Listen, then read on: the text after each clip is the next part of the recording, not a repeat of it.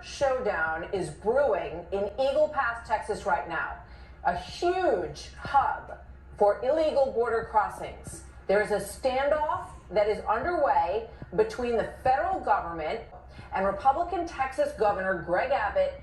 The Biden administration has now given him a deadline of tomorrow to allow Border Patrol access to the area. It's called Shelby Park, essentially setting up a confrontation potentially. What's up, guys? Flight Risk here. I'm at work, so I have to be quick. You should be at work too.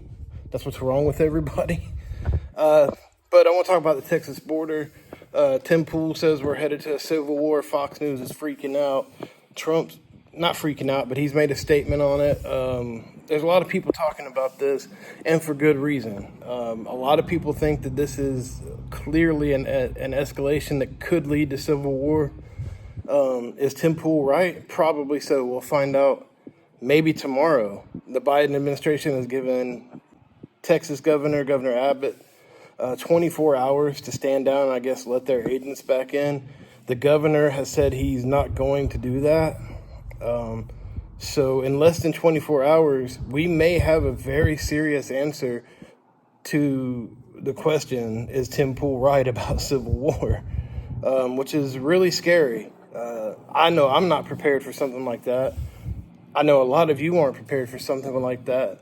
But does a standoff at the border really mean anything for people like us who aren't in Texas or in a border state? I think so.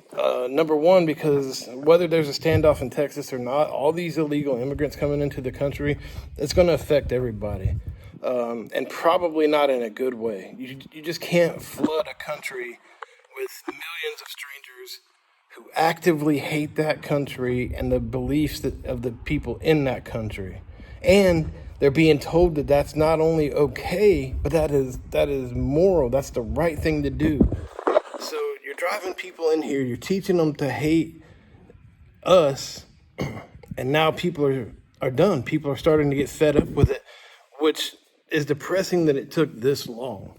Because I've been saying for years now, like this is crazy. Every single day for at least the last 2 years, maybe not every single day, but too often I've heard of something crazy that's going on that I never, ever would have dreamed of happening.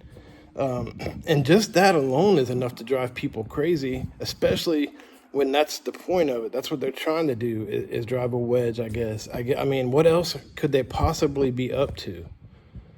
So it seems clear to me that whoever is controlling all this shit definitely wants to cause some chaos. They want to destabilize something in America, and it seems to be working. We may have an actual standoff between local, state, the National Guard in Texas, and the federal government in less than 24 hours. So is Tim Pool right? We'll find out tomorrow, but probably. Whatever happens tomorrow, whether that results in something crazy or some type of combat, hopefully it doesn't. Hopefully Biden stands down. I know a lot of people are calling for Texas to stand down and for Biden to federalize the National Guard there, but that's not good.